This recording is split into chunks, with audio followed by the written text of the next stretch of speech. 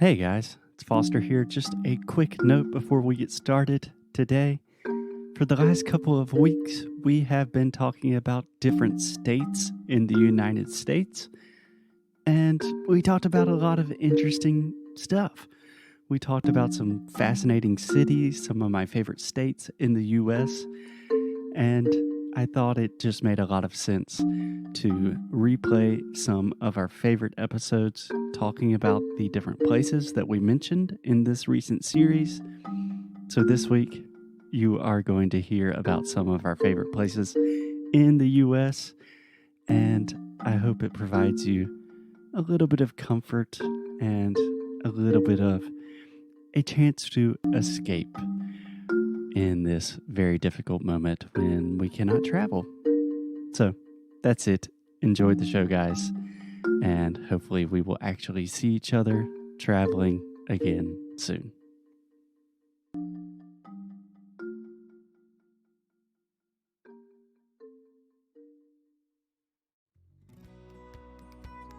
O Cambly continua te oferecendo uma aula grátis lá no Cambly.com ou no aplicativo do Cambly com falantes nativos do inglês. Todos os professores que estão lá são falantes nativos da língua inglesa. Então, você que está querendo melhorar o vocabulário, melhorar a conversação, falar sobre business, falar sobre a sua área de atuação, treinar para uma entrevista de emprego, vai no Cambly.com ou no aplicativo do Cambly e coloca o nosso código em minutos grátis. O nosso código é Inglês no Cru Podcast. Vale muito a pena, todo mundo que fez curtiu e também os planos que eles oferecem é de acordo com o que você puder fazer e puder pagar. Então, se você puder fazer, por exemplo, 15 minutos por semana, tem plano assim. 30 minutos 2 vezes por semana, tem plano assim. Vai lá, dá uma fisicada, vale muito a pena. A gente não tá aqui falando todos os dias sobre isso para você se realmente a gente não acreditasse. Tá bom? Now, on with the show.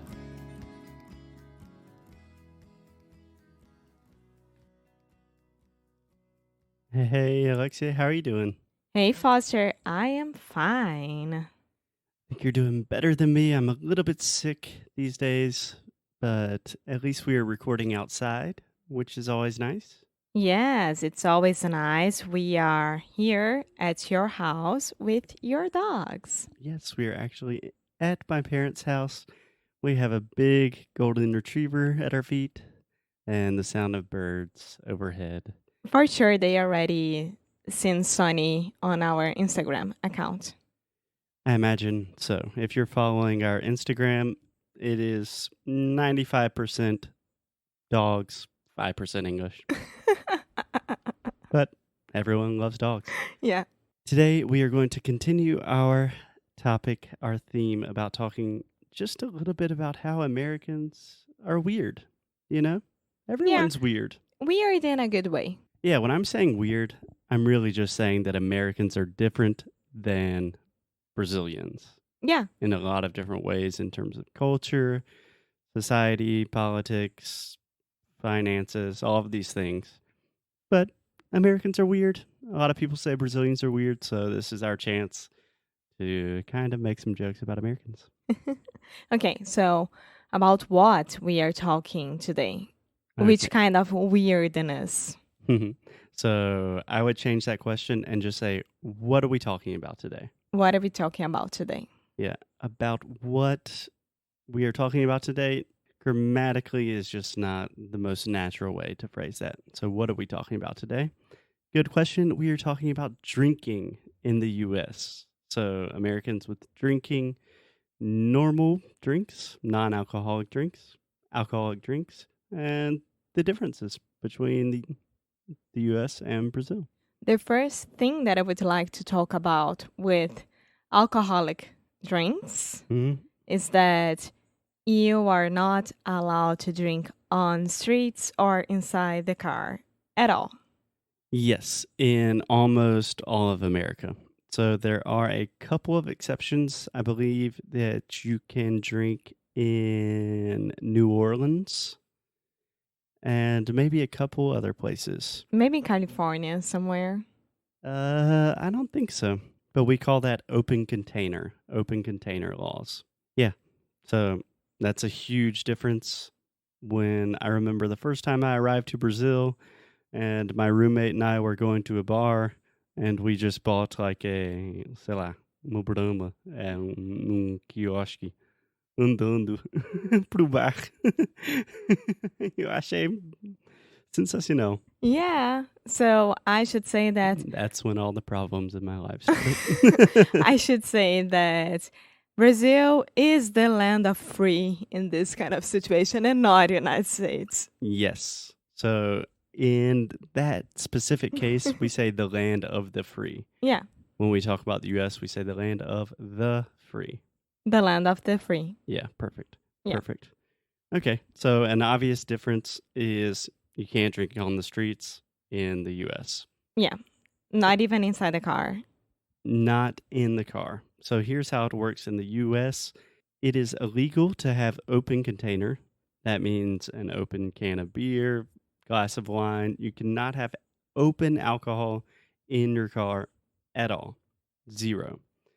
But you can drive after drinking a little bit. So technically, we have 0.08% of your blood alcohol content, which is a couple drinks for most people. Depends For on me, would be just one sip. Yeah, it depends on your size and how much you drink, those kind of things. But in Brazil, 0 tolerance, right? Yeah, well, at least in Rio, La Seca is awesome. I do agree with that. I don't want people drinking and driving, but this is another discussion that we can have. Discussion that we can have. But let's continue talking about the weird things. Yeah. Can I say one more thing about alcohol that might be kind of weird? In a lot of states, we have states that we refer to them as blue laws. So, for example, in South Carolina, my home state, in the majority of counties, you cannot buy alcohol on Sundays. Yeah, the Belt Bible. The Bible Belt. The Bible Belt. The Belt Bible. Droga. Okay. The Bible Belt. Yeah. That's it, right? Yeah, the Bible Belt is just referring to the Cinturão South. da Bíblia. Yeah, South, ton of churches. We could do an entire episode about the Bible Belt, or just show some of our videos of us driving on the highway in the South. Yeah. Okay, so Alexia, what else do you think is a little bit different about the way we do it here in America?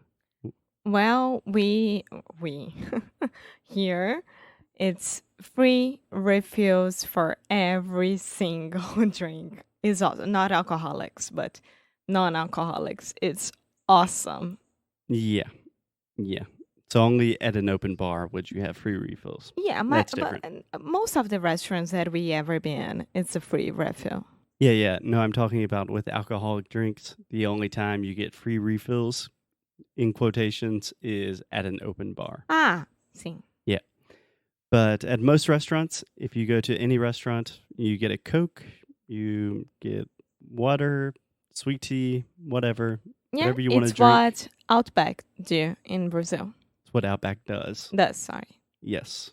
And it's what 99% of restaurants do in the U.S. Yeah, you don't even have to ask. They come to your table, see if you need it, and then they bring a huge, oh my God, garrafa, bottle. Yeah, there we go. Oh my God, a huge bottle of that, and they just put inside of your glass. Yeah, so I have 2 things that I would like to mention. One is quite inappropriate, and one is very useful. So let's start with the inappropriate one. When you were thinking garrafa, como que fala garrafa? When you just have a blank space in your brain and you cannot remember something, do you know a funny way that we say that in English? No. We say a brain fart. Okay, fart is pum. Yeah. Pum do cérebro. Pum do cérebro. Yeah. Brain fart. Está acontecendo comigo mais cada dia, né? Ah? And what else?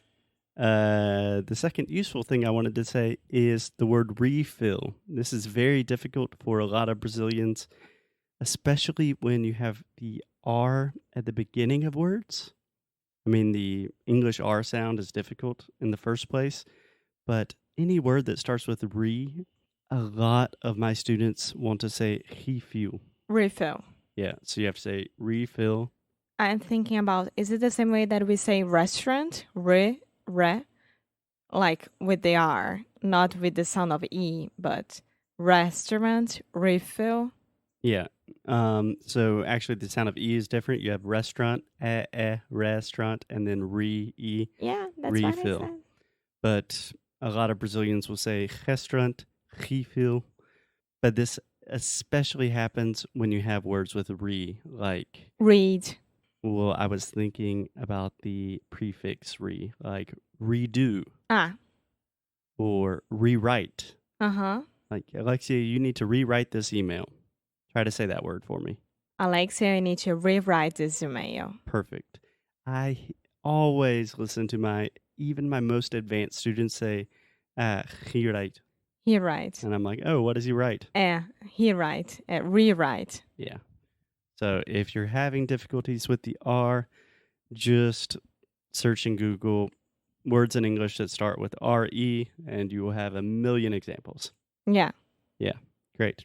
Okay. Do you want to talk about something that is very personal for us? Very what? Very personal for us? Yeah. Ice. I hate ice. Ice, baby. Dun, dun, dun, dun, dun, dun, dun. Why do you hate ice? First of all, I don't have the most healthy teeth. Yeah, I would change that because I think your teeth are fine, but they're very sensitive. Yes, they are very, very sensitive. This happens with very, very hot drinks or food and very, very cold drinks or food. So ice cream is like, I want to die if I have to take a bite on an ice cream. No? And here, if you order like water or sweet tea or Coke, whatever, it will always come with a lot of ice. Yeah. They don't even ask if you want or if you don't want. Oh, no, it's a given. Yeah. If you get a normal drink in the U.S., they don't even ask. No, it's just automatically tons of ice. Fill it to the top. And when I was talking about it with Zoe, your best friend here, hello, Zoe, if you ever listen to us, she was trying to explain to me that because of the spiciness on the food, that it's very, very hot always and everything like that, you guys need ice to make your tummy relax a little bit. Really? Yeah. Yeah. I think I might have to talk to Zoe about that. I don't know how reliable of a source she is. But it could be. It's a possibility. It makes sense somehow. Yeah. Yeah. And right now, what I always do inside of the restaurants is, ma'am, what do you want? Hi, I would like sweet tea with no ice. And they always ask me, no ice? I said, yeah, no ice. Yeah. Most people think it's a little weird, but it's cool. I don't care. Yeah, that's part of adapting to any new culture. You have to choose which parts you're going to accept and which parts you're not. Yeah. And Alexia draws the line and says, no ice. Damn it. I'm a Brazilian with sensitive teeth. And that's okay. It. Okay, last thing I wanted to mention about drinking and why Americans are weird. It always happens with me, this one. Yeah. So you have to present your ID, and what we say is to get carded. Yeah. Yeah. So for those of you who do not know, the legal drinking age in the U.S. is 21 years old, and we're very strict about it. You can drive with 16. When you are 16. When you are 16, but you can only drink when you are 21. Yeah, it's a crazy, I think a very stupid law. Actually, in South Carolina, you can drive when you are 15. Really? Yeah, or 15 and 6 months. Yeah. It doesn't change anything. So imagine me, 15, 6 months, totally not knowing how to drive. I don't know how you can drive right now when you are 28 years old. Yes. Just a quick reminder, Alexia, we never use with I know. years. You know why it's happening right now? Why? Because I just gave like 1 hour class in Portuguese and my mind is totally... Yeah. That's true. I'm just kidding. Hmm.